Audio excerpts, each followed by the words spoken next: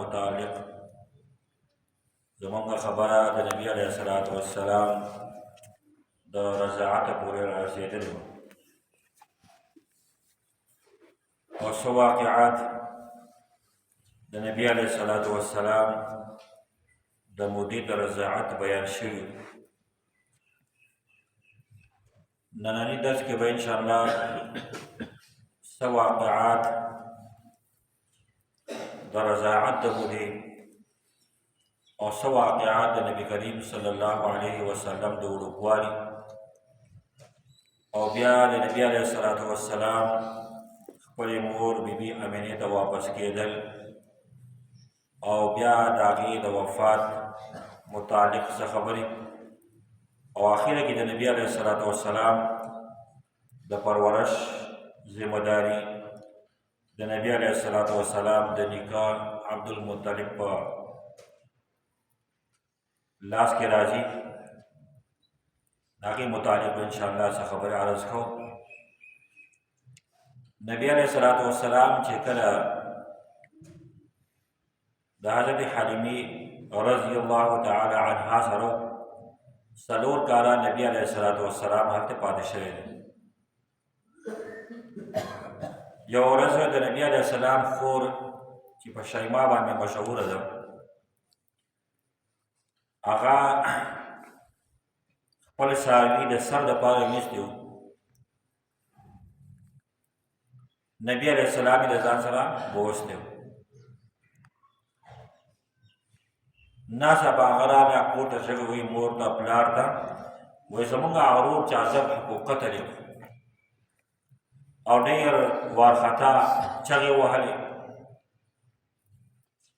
د کور خاندان خلک چې خبر شول د هغه هم ډېر زیات وارخطا شو او په منډه د کور راووتل.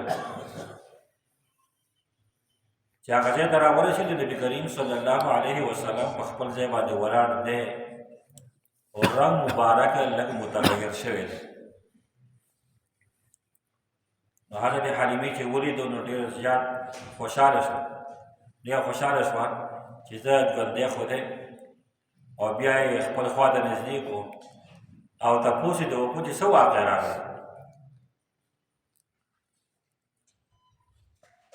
امام مسلم رحمه الله دغه واقعه نقل کړې ده د انس بن مالک رضی الله تعالی عنه چې نبی علیه الصلاة والسلام خپلې مور حضرت حلیمې ته واقعه داسې بیانوله چې 2 کسان راغلو یو بل ته وایي چې دا دی که نه هغه وایي چې او نو زه یې راونیوم او زه یې سملولم زما سینه یې سرې کړه زما زړه یې راوویست د سرو یو لوښی ورسره په هغې کې کېښود د هغې نه یې سیسه راواخېسته بهذا شیطان هغه یې سیارتا وکړه او بیا د زمزم په اوبو زما هغه زړه وینځو صفا یې کړو او بیا زما زړه یې واپس کېښود او زما سینه یې رابنده کړه.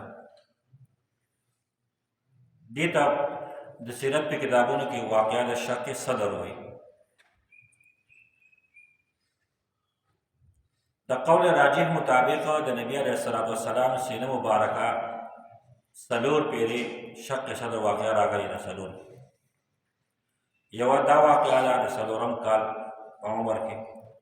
دویمه چې کله د نبی علیه السلام عمر 10 کاله و.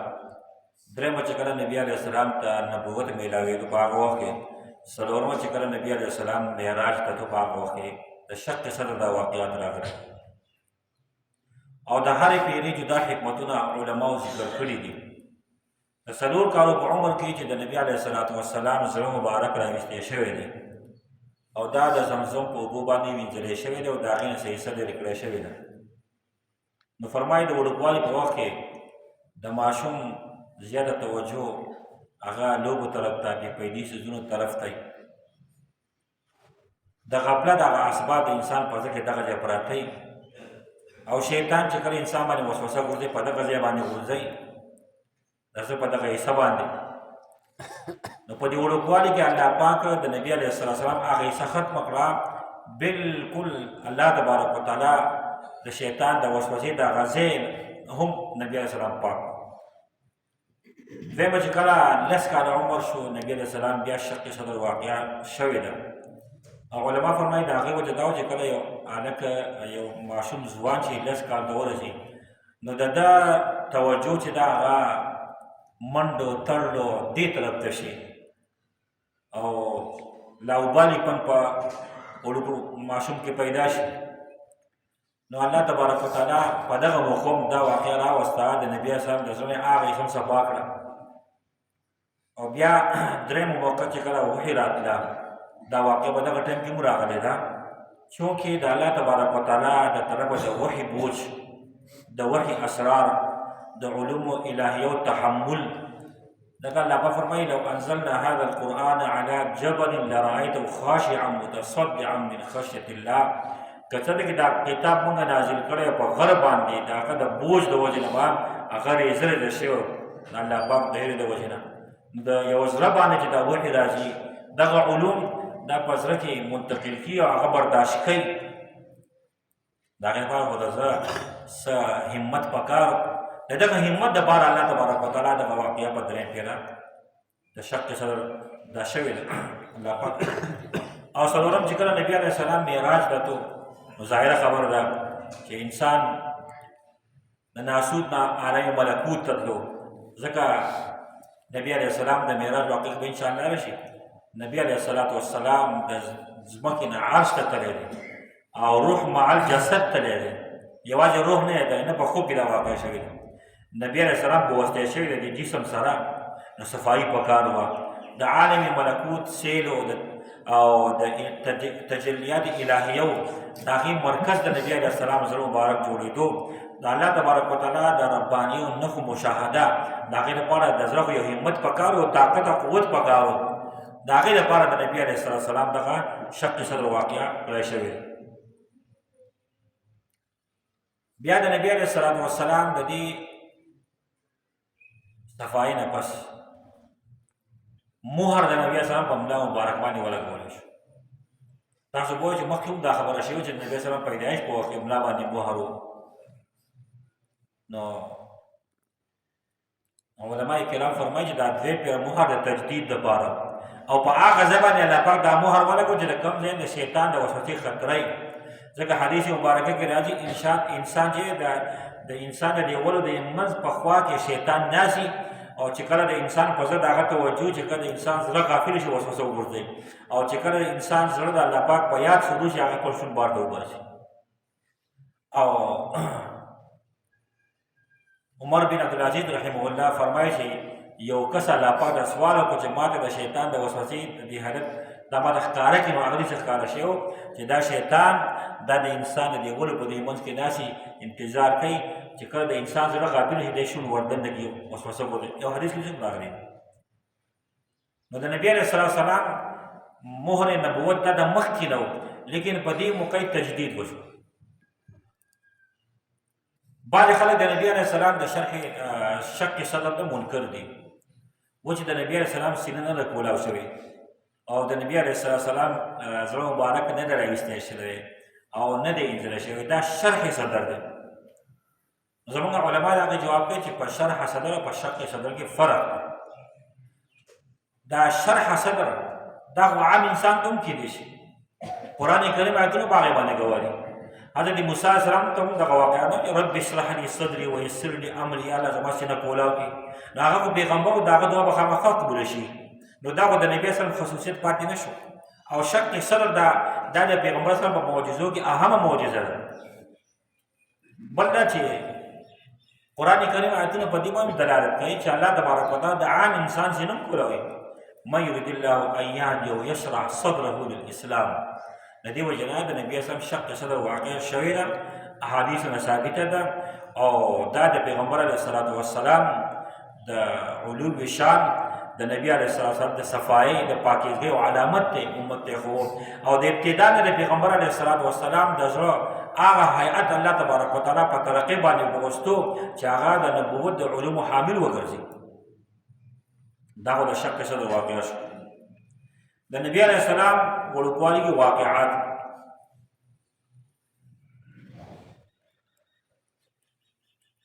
حضرت حلیمه سعدیه رضی الله عنها یې پیرا را روانه وه او نبي علیه السلام یې خپلې مور له راوست. مکې ته چې نږدې شوه، شپه وه، یو ځای ته چې راورسېدو نبي علیه السلام ناڅاپه ورک شو.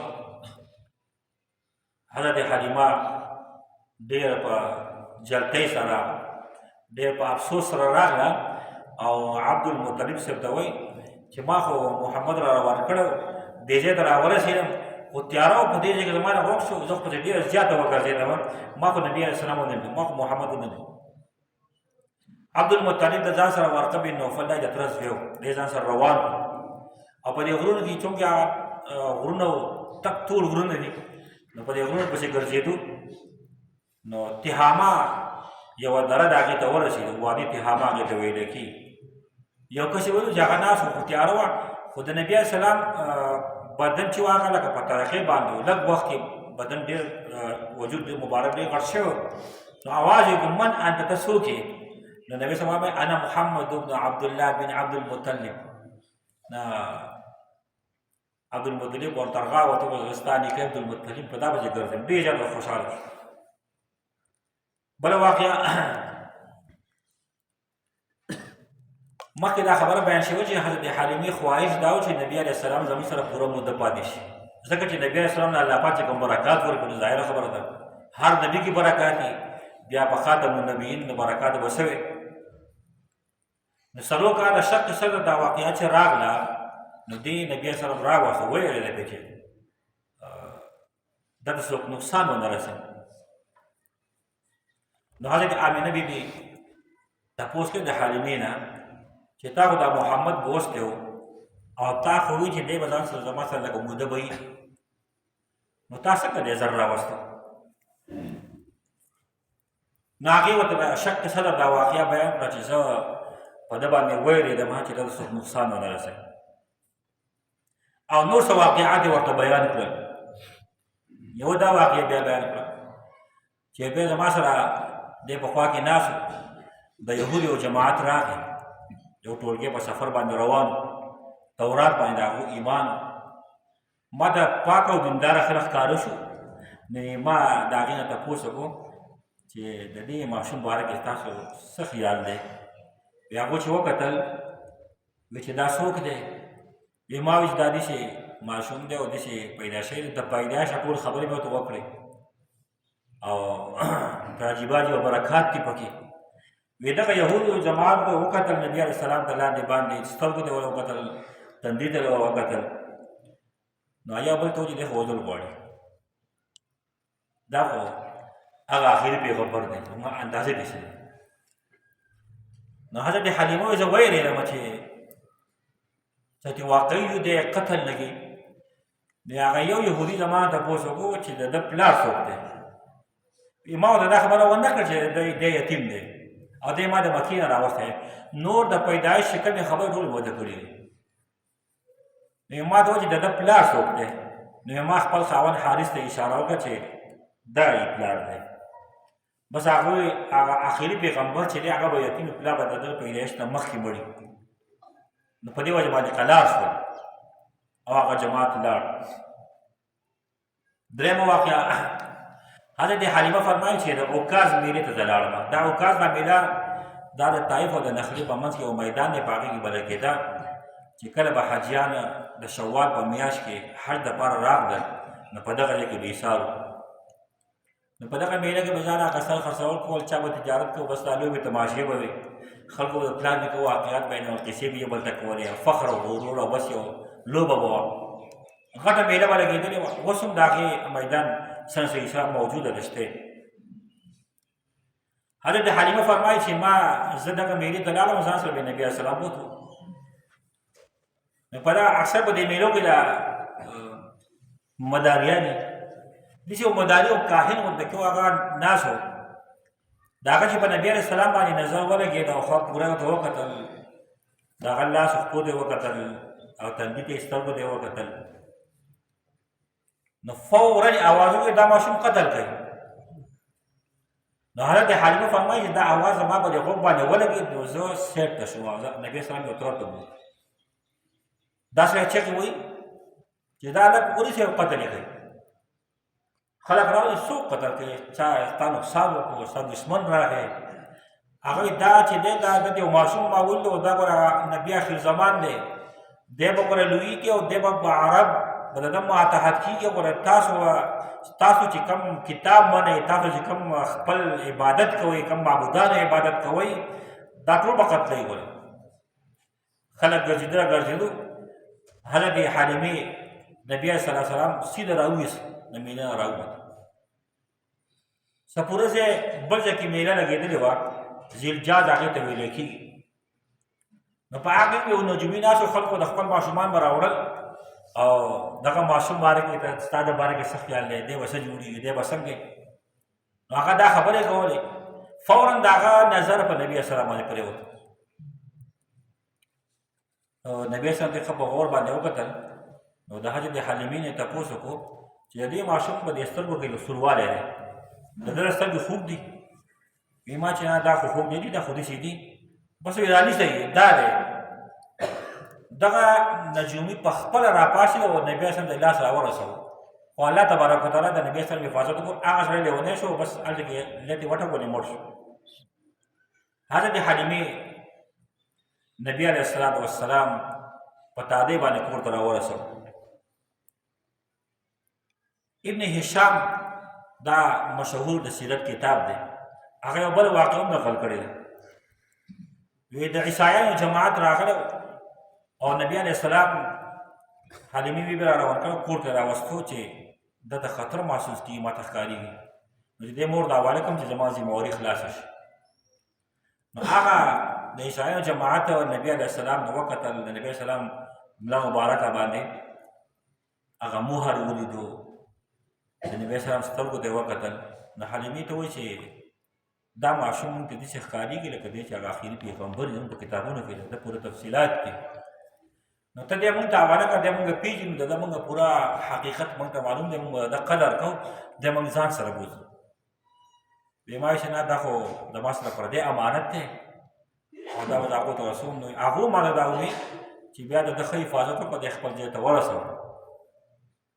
دا د نبي علیه الصلاة والسلام د حضرت حلیمې چې کوم واقعات لیدلي وو او هغه آمینې بیبي چې کوم تپوس کړی و چې تا ولې دې سر راوستو، دا واقعاتو د دې واقعاتو په تناظر کې هغې ته پته وه، خطره محسوس شوه چې چېرته کې نبي علیه السلام ته څوک نقصان ونه رسوي. نو نبي علیه السلام خپلې مور بیبي حضرت آمینې ته حواله کړه. نبي علیه السلام زموږ درېیمه خبره چې د خپلې مور غېږې ته راورسېد. د 6 کالو په عمر کې نبي علیه السلام د خپلې مور سره مور ژوندۍ وه. نبي علیه السلام د مور خواهش دا راغی چې زه لاړ شم د عبدالله قبر ته او د پلار کره هم لاړ شم او د خپل بچی به ځان سره بوځم او د خپل خاوند قبر به زیارت وکړو. ام ایمن ورسره وه او یو روایت دا دی چې عبدالمطلب ورسره هم. چې کله دوی مدینې منورې ته ورسېدل، د حضرت عبدالله قبر ته لاړل او بیا د خپل پلار کره دا وه یوه میاشت هلته کې پاتې شوي دي. یوه د ام ایمن فرمایي چې 2 یهودیان علما راغلل، د ځان سره څه خبرې کولې او بیا یې ما ته وویل چې ته دا ماشوم راوباسه، دا محمد مونږ راوله.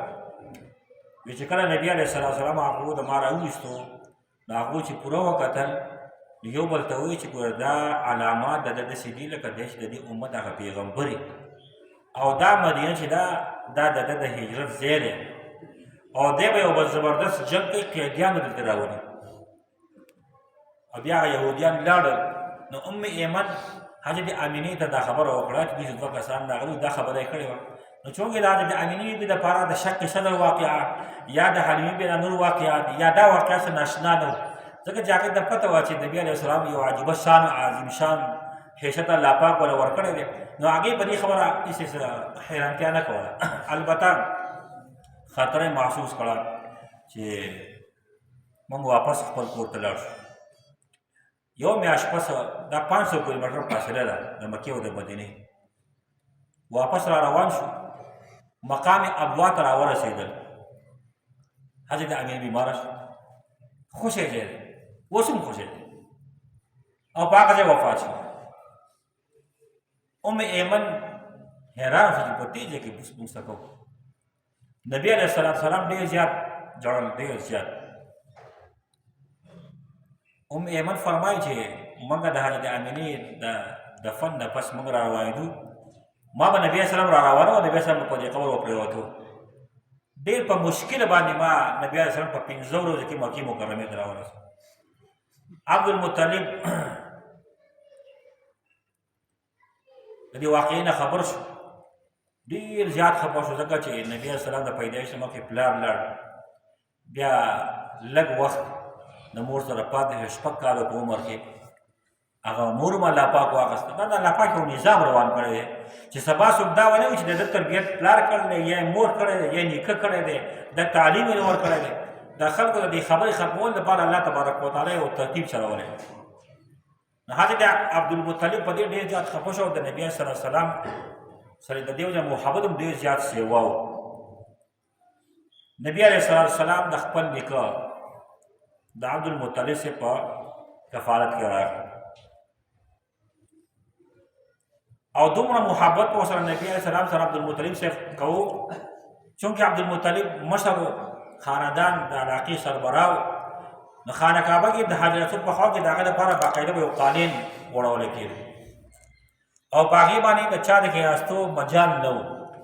خپل بچي ورېرونه د خاندان یا مشران کسان په دغه قالین به نشو کېناستی، یا که کېناستل یو سیټ ته به کېناستل. نبي علیه السلام داسې هستي وه چې نبي علیه السلام د خپل نیکه په خوا کې دا به ځای کېناست.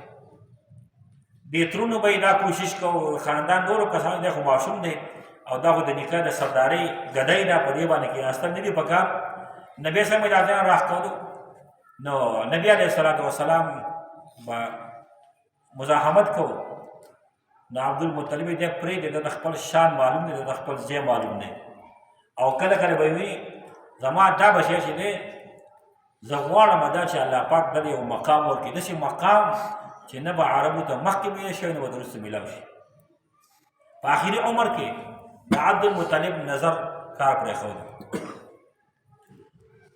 یو عبدالمطلب په خپل ځای کې ناست دی، د جړا اواز پرې ولګېد. نو عبدالمطلب اواز کوي دا څوک جاړي؟ وایي دا محمد جاړي. ولې جاړي؟ وایي دی ستا په خوا کې کېناستل غواړي او موږ یې لرې کوو چې دا خو د مشرۍ ځای دی. وایي نه دی را پرېږدئ، دی زما خوا ته را پرېږدئ، دی د مشرۍ قابل دی، د خپل ځای معلوم دی، دی رفعتونو والا دی، د ده عجیبه شان دی. خپل خوا ته به یې کېنو، نبي اسلام په ملا به یې لاس راکړو، ډېر زیات خوشحاله و. روټۍ ته چې کېناستو ټول نه مخکې زما بچی ما راولی، محمد ما راولی، خپل خوا ته به کېنو. ډېر زیات محبت به ورسره ساتو. یو پیره نبي علیه السلام ناست، عبدالمطلب صاحب ناست دی او نبي علیه السلام سره په خوا کې دی، خانقاه په خوا کې د حجر اسود سره.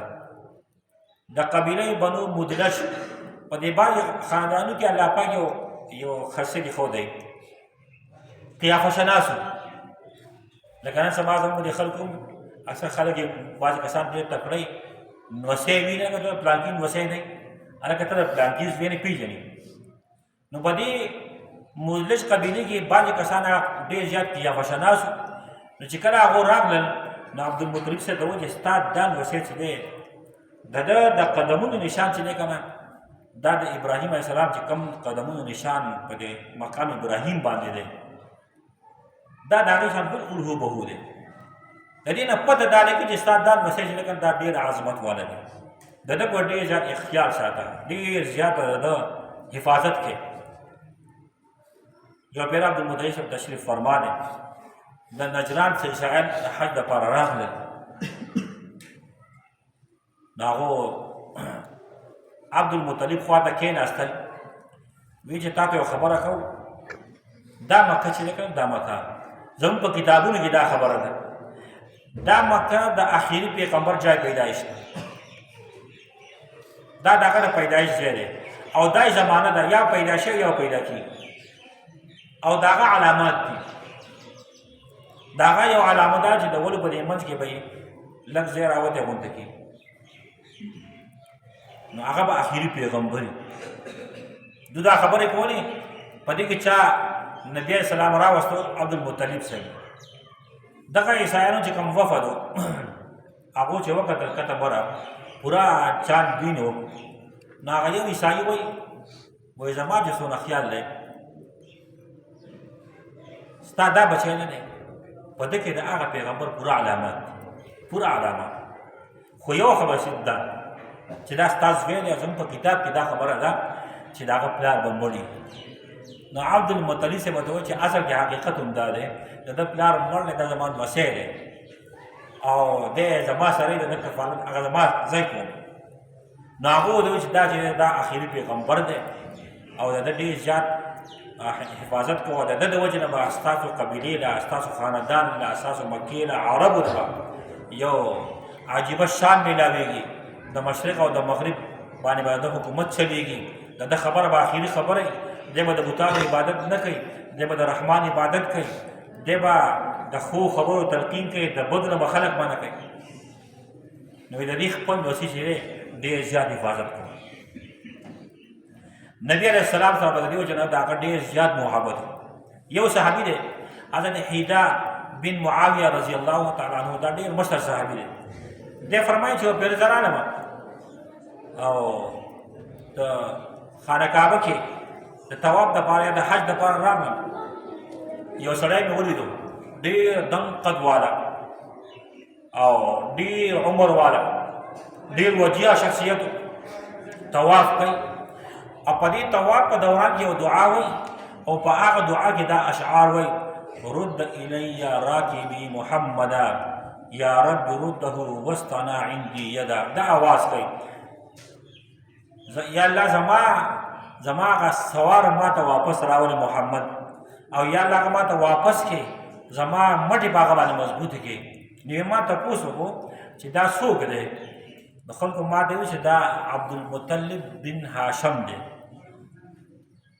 دې په طواف کې دا خبرې کوي په دې کې په اوښ باندې یو کس را روان دی عبدالمطلب صاحب ورمنډه کړه راونیو او سم یې ښکل کړو او وایي چې ته خو ډېر ټیم زمانه تللی وې او زه خو په تا باندې دومره خفه شوی په شاهد په زندګۍ کې زه دومره نه یم خفه شوی او څومره درد چې ستا په جدایي ما ته را رسېدل دی شاهد دا د مرګه بو زما د زړه ونه ولي او دا واقعه دې شوې وه د عبدالمطلب صاحب اوښان ورک شوي اوښان یې ورک شوي نو خپل بچي پسې ولېږل تاسو ته اوښان راولئ نو هغه واپس راغلل چې مونږ خو بیا نه موندو نو په اخره کې بیا یې نبي علیه السلام ورغی ته لاړ شه ته یې پیدا کړه ځکه نبي اسلام به چې کله یو شی به ورک شو هغه نبي اسلام را پیدا کړو الله پاک به هغه لاسته ورکړو نو نبي علیه السلام د مکې په دې اطرافو په دې غرونو کې پسې ګرځېدو د هغه اوښان یې راغونډول ټایم پکې ډېر ولګېد نو عبدالمطلب صاحب دا اشعار وې رد الی راکبی محمدا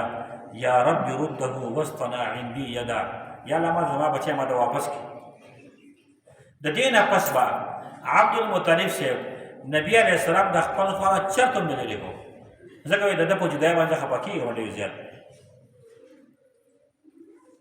یو پیره قریشو باندې قحط راغی او دومره قحط شو چې لکه څاروي د لوږې نه خرابېدل شروع شو انسانان ته ډېر سخته راغله د عبدالمطلب صاحب بیبي وه رقیقه بن ابو سیفي هغې خوب ولیدو په خوب کې ورته یو کس اواز کوي ای د قریشو خاندانه تاسو کې یو پیغمبر راتلونکی دی د هغه ظهور کېدونکی دی هغه به د هغه د لاسه به تاسو زندګي میلاویږي د هغه د لاسه به تاسو بارانونه کېږي تاسو به خوشحالۍ به راځي نو تا داسې یو سړی تلاش کوي چې د هغه قد یې دنګ دی رنګ یې غنم رنګی دی او د هغه روزې هغه غټې دي او باڼه دا میلاو شوي دي دی دغه سړی د خپل ټول الواد ځان سره کي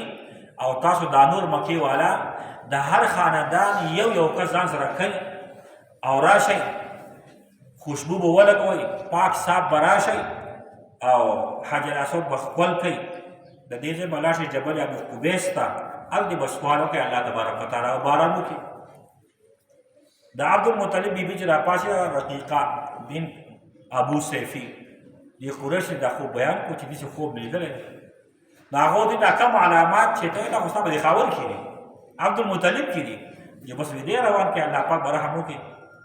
په هغه طریقه باندې خلک روان شو، جبل ابو قبیس ته ورسېدل. سوال کوي عبدالمطلب صاحب نبي اسلام ځان سره روان کړی دی، وی ای الله دا ټول ستا غلامان دي، ستا د غلامانو الواد دی، دا ستا وینځې دي، دا ستا د وینځو الواد دی. یا الله د دوی باندې ډېر بد وخت راغلی دی، ډېر بد حال دی، او یا الله ته لیدونکی ته هر څه یې مسلسل قادسالي ده، اوښان قچر آسونه دا ختم شو. یا الله دا قاد ختم کړي او د خلکو دوباره زندگی ورکړي، خوشحالي راول. الله تبارک وتعالی دوی دعا کوله، باران شروع شو. خو عجیبه واقعه دا وشوه چې نور په ټولو باران وشو، په دوو قبیلو باندې باران ونه شو. یو قبیله قیس او بل مضر، په دوی باران ونه شو. دا خلک چې خبر شو چې په ټولو خلکو باران وشو او موږ باران نه دی شي، دا څه وجه ده؟ چا ویل لاړ شي عبدالمطلب صاحب خلک ځان سره نیستی او هغه دعا کړې وه، موږ د استسقا وایو. نو تاسو لاړ شئ او هغه دعا به سره لاړ شئ، دعا به وکړئ، الله تبارک وتعالی به د هغه په دعا باندې باران وکړي. دا خلک راغلو په عبدالمطلب صاحب پسې چې ګور تا خو سوال وکړو، الله پاک په تاسو باران وکړو او موږ ته خو نه دی شوی. نو عبدالمطلب صاحب ورته فرمایي چې سبا سهار به زه عرفات میدان ته درځم او هلته به دعا کوو، تاسو به هلته راشئ. د عرفات میدان ته دا خلک راغلي دي، د عبدالمطلب صاحب دپاره یې کرسۍ لګولې ده او نبي علیه السلام ځان سره په هغې کې کښېنو او سوال وکړو، یا الله دا مو ستا بندګان دي، دوم فریاد کوي، په دوم سخته ده، یا الله ته باران وکړي. الله تبارک وتعالی دعا قبوله کړه او وریځ د دوی خوا ته راغله او د هغه ځای بیا د قبیلې قیس او د مضر قبیلې باندې باران شروع شو. عبدالمطلب صاحب ورته وفرمیل لاړ شئ، الله تبارک وتعالی به رحم کړی، په تاسو به الله تبارک وتعالی باران کړي. د نبي علیه السلام عمر چې کله 2 کاله شو، د نبي علیه السلام په سترګو مبارک باندې تکلیف راغی. نو چا ورته ووایي چې په دې اوکاز میله کې دلته یو راهب پاتې کېږي او هغه د سترګو علاج کوي، ته دا محمد هغه ته وایي. چې کله نبي علیه السلام او خپل نکاح د هغه سره راغلو، عبدالمطلب صاحب ورته ورډبوي او ورنه کولوي. د پوره انتظار نه پس د هغه سړي به هغه خانقاو ته یا سمعه هغې ته ویلی کېږي چې په هغې باندې زلزله شروع شوه، فورا هغه راووت. هغه وایي چې دا ماشوم تاسو نه وی که نه، زه نه راوتم او ما اواز واورېدو، لیکن زما د نه راوتو په وجه باندې زلزله شروع شوه، ما باندې ممکنه وه دا چک راتاو شوی ځکه راوتم. وی څه در راغلي یې؟ ستاسو ډېر برکتي ماشوم راغلی دی. وی د ده د سترګو کې لږ تکلیف دی، د دې علاج، وی علاج د ده سره پخپله دی، علاج د ده سره پخپله موجود دی. نو عبدالمطلب صاحب ته تپوس کوي چې څه علاج دی؟ وی چې دا ډېر برکتي ماشوم دی، د ده د خولې لار راواله، په سترګو کې ولګوه، سترګې به ټیک شي. چې کله واپس راغلل، عبدالمطلب صاحب د هغه راهب په خبره باندې عمل وکړو، الله پاک د نبي علیه السلام سترګې مبارکې جوړې. د نبي علیه السلام علامات په چونکې دغه یهودو نصاراو بار بیان کړي دي، یو عجیبه واقعه د علماو بیان کړې، حیرانتیا واقعه ده، شاید چې ما نه دی لیدلی، تاسو به اورېدلي هم دی. نو ځکه به که ټایم لږ ناوتکي ووایم، ځکه ډېره د کار خبره. په یمن کې یو قبیله حمیر قبیله هغې ته وایي، او ابرهه چې کله په دې باندې یوسف ذونواس باندې حمله کړې وه، د هغه یو زوی یا د هغه په خاندان کې یو کس و، د هغه نوم سیف بن یزان مشهور دی په تاریخ کې په سیف حمیري سره. دی چې کله نوجوان شو، خو مضبوط شو او یا کال په دې کې تېر شي، د ده نیکونو په دغه ځای یمن باندې بادشاهت کړی. نو خلک ودې چې ګوره ستا نیکونو په دې ځای بادشاهت کړی دی، دا د حبشو نه خلک راغلی دی او دا یمن یې قبضه کړی دی او ستا د نیکه هغه تخت یې اخیستی دی. د ده په ذهن کې بس هغه خبره کېناسته، د دې یوسف سیف حمیري په ذهن کې دا زما د نیکه تخت دی، دا خو اخیستل غواړي. بس یو ترتیب ځان برابر کړو، فوج یې جوړ او فوج مضبوط فوج د هغو ټریننګ د هغو لپاره اسلحات یې تیار کړل او په یمن باندې حمله وکړه. چونکې دغه حبش عربو سره دا زیاتی کړه، د ابراهام مرګتیا کړې وه د خانه کعبه پرانولو کې، نو د عربو دونه وخوښ. نو چې کله د سیف حمیري د یمن قبضه کړو، نو عرب په دې باندې ډېر زیات خوشحاله شو. نو د قریشو وفد لاړ د ده د مبارکۍ لپاره، او د هغه وفد مشر چې و هغه د نبي علیه السلام نیکه عبدالمطلب صاحب. نو سوال جواب ته وشو چې د قریشو وفد راغلی تاسو ملاقات کوي، او دا داسې غټ خلک دی او ډېر عزتمن او دا پاک خلک دی، داسې پوره دغه ورته بیان کړو. هغه ورته اجازت ورکړو. دا وفد وردن نه شو. دغه یوسف حميري چې دی، دا سیف حميري دی، په خپل تخت باندې ناست دی، تاج په سر دی، تورې لګېدلې دي، او د حمير قبیلې سرداران وزیران غیر چاپېره ناست دي. دو کېناستو. نو عبدالمطلب صاحب پاڅېدو، وی چې بادشاه موږ څه خبرې کول غواړو. نو دی ورته وویل که د بادشاهانو په مخکې د خبرو آداب درته معلوم وي خبرې غواړ، که د بادشاهانو په مخکې د خبرو آداب درته معلوم وي خبرې شروع.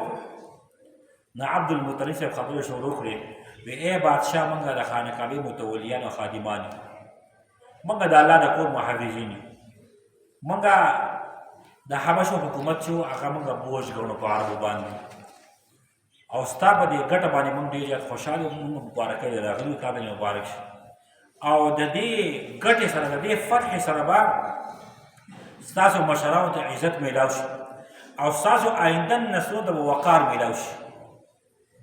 د سیف حميري د عبدالمطلب صاحب دا خبرې واورېدې، ډېر زیات خوشحاله شو. وی ته څوک یې؟ نوم دې څه دی؟ نو هغه ته فرمایي زه خو دغه مکې مکرمه کې نه راغلی یم، او زما نوم دی عبدالمطلب بن هاشم. ښه وی ته خو زمونږ خوری کوي. او هغه داسې وه چې د عبدالمطلب صاحب نکاح چې وه هغه د قبیلې خزرج وه، او خزرج په اصل کې د یمن خلک، او د یمن اصل دا و. وی ښه ته زمونږ خوری کوي، او تاسو راتل دې مبارک شي، او ډېر زیات په خیر او خوشامدید او د جذباتو یې مونږ دې قدر کوو. تاسو زمونږ د دغه دپاره راغلی، او تاسو زموږ مېلمانه یې سرکاري مېلمانه یې کړه. یوه میاشت هلته کې اعزازات سره ډېر په اعزاز سره هلته پاتې شو.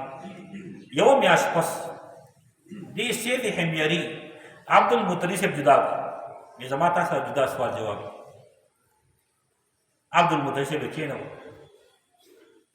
خبره دا ده چې ما له الله پاک علم راکړی دی، ما علم کړی دی، ما ته د خپل کتابونو پوره معلومات دي، د تورات او د انجیل ما ته پوره معلومات دي، د خپل زما سره د علومو یو خزانه ده. خو زه تا ته یوه خبره کوم. خبره دا ده چې په مکه کې یو کس پیدا کېږي، یا پیدا شوی یا پیدا کېږي. د هغه د دې ونو په دې منځ کې داسې یو ځای وی، په هغې به ویښته وي، اشارې مهر نبوت طرف، او د هغه ماشوم د وجې نه به تاسو قریشو ته عزت میلاویږي، او د هغه روب به چې دی کنه په ټوله عربو باندې خورېږي، د هغه حکم چې دی په عربو به خورېږي، هغه د بوتانو عبادت والا خلک به ختموي، هغه به د نیکۍ دعوت ورکوي، او هغه به د یو الله عبادت کوي، د شیطان د تابعدارۍ نه به خلک منع کوي. نو عبدالمطلب صاحب ته یې زه ستا په دې خبره پوهه شوم. د هغې زما خبره دا ده چې دغه ماشوم دا چې کوم پیدا کېږي د ده د هجرت ځای چې دی هغه مدینه منورې ده، په کتابونو کې دا خبرې لیکلی شوې ده، او زمونږ قبیله چې دا به د هغه ملګرتیا کوي. د ده حکم د سلطنت دغه چې دی هغه دارالخلافه هغه به یسره وي. زما هم زړه دا غواړي چې زه هلته کې لاړ شم، او زه د خلکو د بربلا چغ ووایم چې هغه هستي ګوره روانه ده، خو ما ته که دا پته نه وي چې د هغه د راتګ نه مخکې به زه مرم، زما دونه عمر به نه پاتې، ما به دا اعلان کړی. اوس یې ځکه نه کومه، نه ستا د نورو ملګرو ته ویم چې کیدای شي ما ته نقصان راوسي، یا ستاسو د کس ته یا تا ته نقصان ته ورسي. نو عبدالمطلب صاحب ورته وایي چې د بادشاهۍ د هیبت د وجې نه زه ستا نور تپوس نشم کولی، خو ما ته نور څه مه ووایه. نو هغه ورته فرمایي دا ما چې کومې خبرې وکړې داسې پټې خبرې دي، دا پوشیده رازونه دي. زما په خیال چې هغه چې دی د هغه پلار به مړي، او هغه به د خپل تر د نیکه په پرورش کې، او زما په خیال چې هغه نیکه یې تی، هغه نیکه یې تی. ته ما ته اوس ووایي دا ما کومې خبرې په دې کې څه علامات شته که نشته، تا په دې کې څه علامات لیدل دي که نه لیدلي؟ نو عبدالمطلب صاحب ورته چې آو زما هغه نوسۍ پیدا شوی دی زما زوی و هغه له ما واده وکړو او ډېر په غټ خاندان کې خو هغه د واده نه ډېر زر پس وفات شو د هغه د وفات نه پس الله پاک هغه زوی ورکړو ما ور نوم محمد ایښودی دی نوم مې ورله محمد ایښودی دی او اوس هغه مور هم وفات شوې ده اوس چې د هغه زما او زما د بچو په ځینې کفالت دی نو هغه ورته فرمایي دا ډېر برکتي ماشوم دی ته به یو کار کې هر کال کې به یو بېله راځي ما ته به د ده خبر راوړې او ما به د ده نه خبرې چې کله عبدالمطلب صاحب واپس لاړ دا وفد راغونډ کړو او دونه یې د رخصتۍ په ټایم کې څه هدیې ورکولې نو لس حبشي غلامان لس وینځې یو کس لا ډېر شی یمني څادرې سره سپین سل خان یو کس لا